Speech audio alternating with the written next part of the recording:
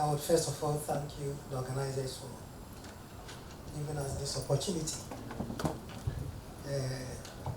I know my boss would have been here, Ambassador Musa, but he couldn't make it, so I was tasked to represent him. Ambassador Fatal Musa is a Commissioner, Political Affairs, Peace and Security of the ECOWAS Commission. So I'm here representing him.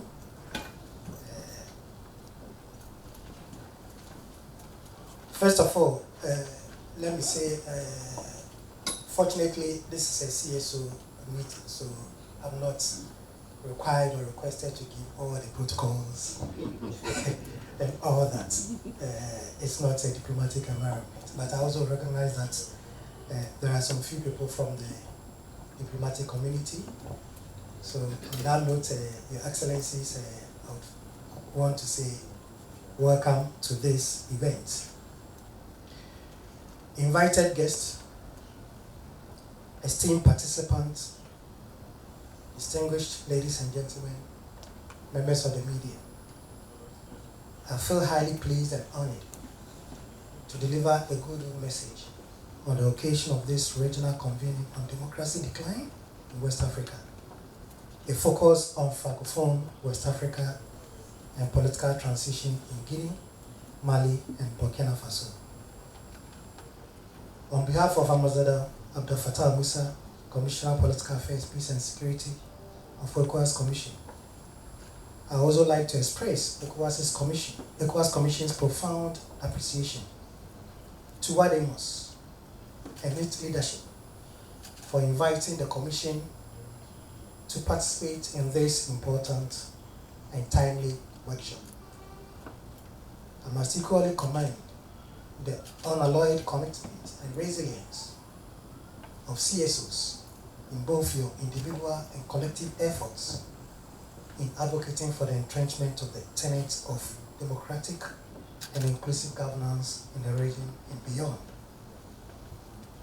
Distinguished ladies and gentlemen, the holding of this dialogue is timely because it is taking place at a time when the principal objective of entrenching democracy and sustainable peace and stability in West Africa through community legal frameworks, particularly the 2001 Supplementary Protocol on Democracy and Good Governance, is being put to a stern test.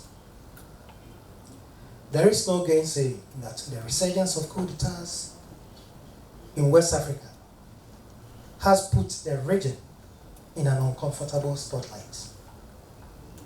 As a region, at a time when many believed and actually hoped that coup d'etats had become a thing of our unwanted past in West Africa, the ECOWAS community had prided itself in the recent past as a beacon and a shining example of constitutional democracy for the rest of the African continent. However, the resurgence of coup d'etats over the last 3 years and the concerns around the management of democratic transitions in Mali, Guinea, Burkina Faso, and now may I say Niger, are threatening to exacerbate the already fragile security situation in the region. And in particular, at a time that the region has been experiencing unprecedented youth bulge with its attendant high unemployment rate, rise in radicalization, terrorism, and transnational organized crimes, among others. While ECOWAS is committed to accompany the affected member states towards return to constitutional order, the successes gained so far can be further consolidated by leveraging strategically the agency of the civil society. As part of ECOWAS' search for sustainable solutions to the myriad of democratic reversals that is confronting member states, the ECOWAS Commission with the support of the Authority of Heads of State and Government, is poised to revisit the finalization of the draft revised supplementary protocol on democracy and good governance.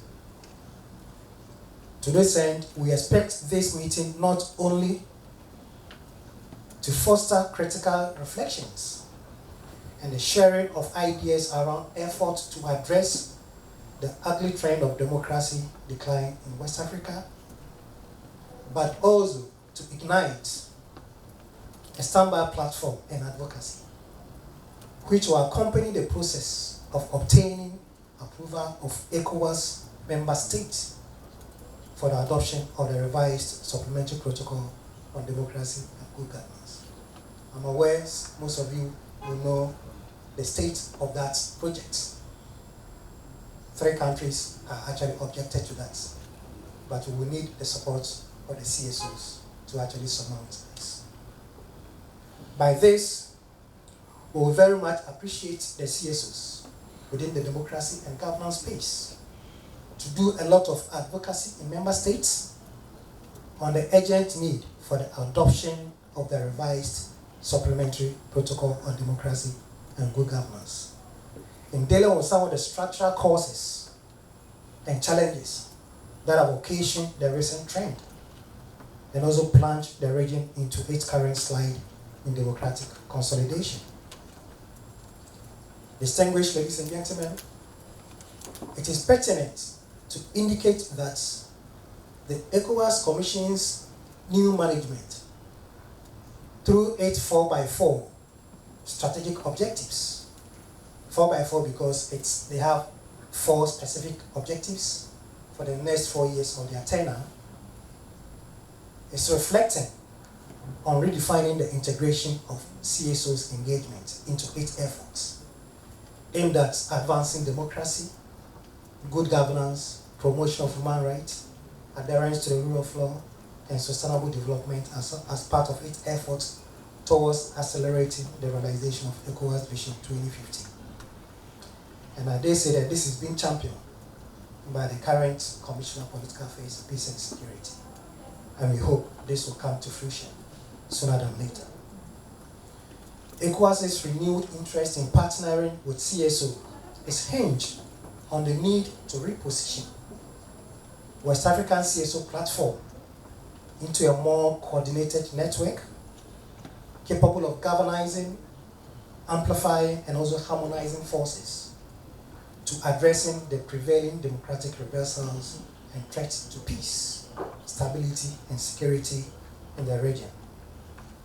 These efforts will not only reflect the prevailing standards at the continental and global levels, but also will be guided through an enhanced framework for West African CSOs to play a more active role in contributing to the realization of ECOWAS Vision 2050.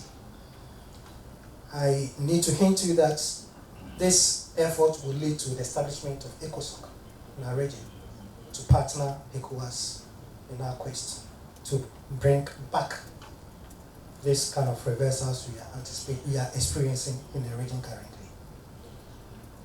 So in anticipation of some discussion that will emanate in the course of this dialogue, there is the need for a clear and more coherent understanding of the contemporary situation of political transition in the affected member states. We also expect and hope to get perspectives and concrete recommendations from the presentations of the political transition reports as way forward to ameliorate and also consolidate existing gains and effort ECOWAS has made in supporting democratic transition in the affected member states. Your deliberations around other salient areas, such as tackling tenure extension, looking at the drivers of democratic decline, both the structural and the proximate and the triggers, civil liberty and freedoms, and regional peace and security in the Sahel are very important, as they will go a long way to providing useful insights, which will guide ECOWAS in its effort to address the conundrum of democratic decline in West Africa. Distinguished ladies and gentlemen, finally, I would like to seize this opportunity once more to congratulate Professor H. Kwesi Prempeh and the entire leadership and management of Wademos for organizing this auspicious dialogue. I trust that the deliberations between today and tomorrow will yield recommendations to complement ongoing efforts aimed at supporting timely return to constitutional order in the affected member states, and also deter further collapse of constitutional democracy. Noting what happened only last week in Niger, I would want to end by quoting this from the Bible. In one of Apostle Paul's writings to the people of Corinth. So 1 Corinthians 10:12. Therefore, let anyone who thinks that he stands take heed lest he falls. Thank you.